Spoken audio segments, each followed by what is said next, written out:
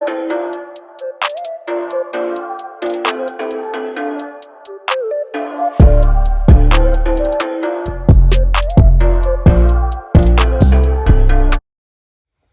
Mister Saeed, आजकल हम innovator founder visa के बारे में बहुत ज़्यादा सुन रहे हैं।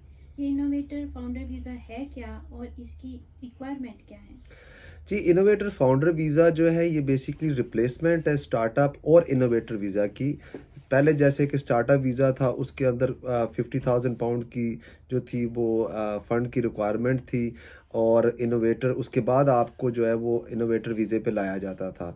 और इसके अंदर बेसिकली आपको डायरेक्ट इनोवेटर फाउंडर वीज़े पे लेके जाया जाता है। आपको ये 3 साल के लिए मिलता है। 3 साल में आपने अपने बिज़नेस की जो है वो प्रोग्रेस दिखानी होती है, और उसके बाद आपको जो है ये फर्दर रूट टू सेटलमेंट भी है। लेकिन इसके अंदर सबसे जो बड़ी बात है कि इसके अंदर आपको जो बिज़नेस आइडिया है वो इनोवेटिव होना चाहिए, और आपका बिज़नेस भी इनोवेटिव होना चाहिए। यानी कि वो बिज़नेस जो है यहाँ पे पहले यूके में मौजूद ना हो। रिक्वायरमेंट के हवाले से ये है कि आपने पूछा इसकी रिक्वायरमेंट क्या है? रिक्वायरमेंट इसकी बड़ी सिंपल सी है। जैसा कि मैंने बताया, आपका आइडिया जो है वो इनोवेटिव होना चाहिए। आपके पास जो बिज़नेस प्लान है वो इनोवेटिव होना चाहिए। पहले यहाँ पे यूके में वो मौजूद नहीं होना चाहिए। इसके अलावा आप ओवर 18 होने चाहिए, और इसके साथ आपकी इंग्लिश टेस्ट की रिक्वायरमेंट है। वो आपने जो है रीडिंग, स्पीकिंग और राइटिंग जो है उसके अंदर की हो। इसके साथ साथ ही आपकी जो बिज़नेस प्लान है वो अप्रूव्ड हुआ हो किसी होम ऑफिस अप्रूव्ड इंडोजिंग बॉडी से। तो ये इसकी बेसिक रिक्वायरमेंट है। That's it.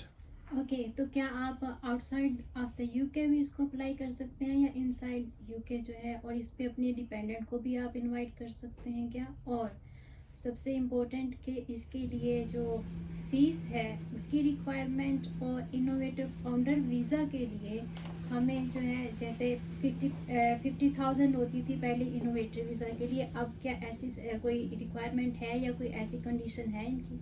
हाँ जी, आपका सवाल जो है ये 4-5 सवाल आपने जो है इकट्ठे पूछे, इसको हम ब्रेक कर लेते हैं। सबसे पहले क्या ये जो वीज़ा है ये आउटसाइड यूके है, इनसाइड यूके? तो बिल्कुल ये आउटसाइड यूके भी है।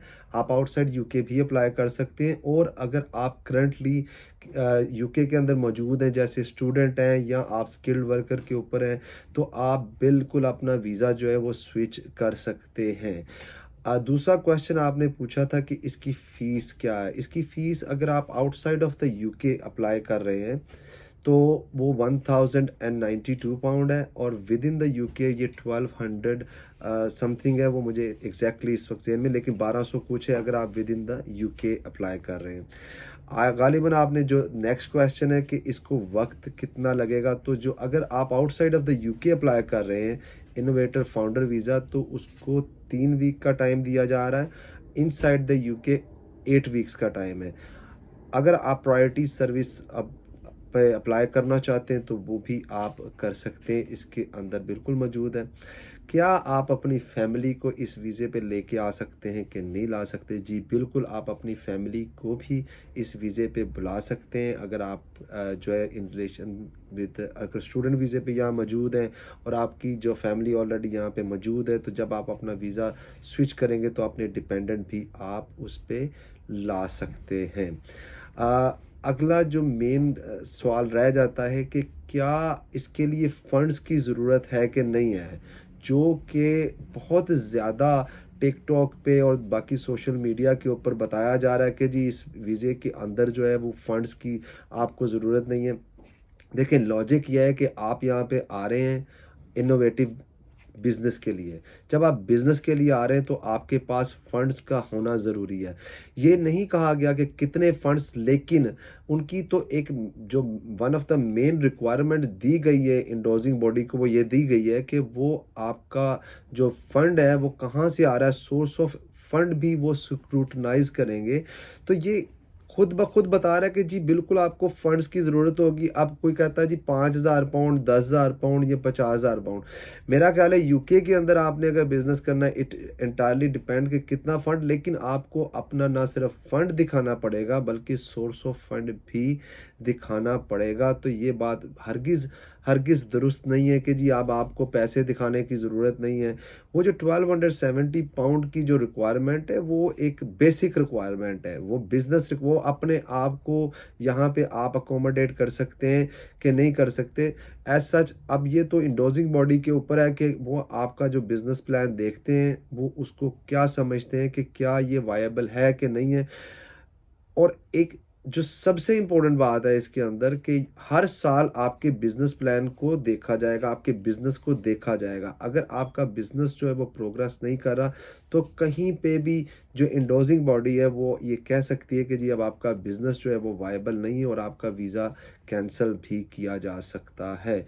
बहुत सारे एजेंट्स जो हैं वो इस चीज़ को लेके बहुत फ़ायदा उठाने की कोशिश कर रहे हैं। स्कैम भी हो रहा है, काफ़ी सारे लोग कह रहे हैं जी हम आपका जो है वो इनोवेटर यूके वीज़ा लगवा देते हैं, तो हम आपसे इतने पैसे लेंगे, इतने पैसे लेंगे। लेकिन आई वुड सजेस्ट कि आप इसको किसी क्वालिफाइड कॉम्पिटेंट सॉलिसिटर या कंसल्टेंट जो भी जिससे भी आप रब्ता करना चाहते हैं उससे आप रब्ता करें, ताकि वो आपको इसमें बेहतर गाइड कर सके। और फर्दर एक क्वेश्चन था कि क्या इसमें हम बिजनेस के साथ साथ दूसरी जॉब भी कर सकते हैं इस वीज़े के ऊपर? जी, बिल्कुल इस वीज़े में इनोवेटर फाउंडर यूके वीज़े के अंदर अगर आप आते हैं और आप क्वालिफ़ाई कर जाते हैं, तो जो भी स्किल्ड वर्कर ऑक्यूपेशन लिस्ट दी गई है, उसके अंदर कोई भी जो है वो आप जॉब ले सकते हैं। तो which means this visa will not only allow you to do your innovative business in the UK, it will also allow you to work for someone as a skilled worker. Thank you very much.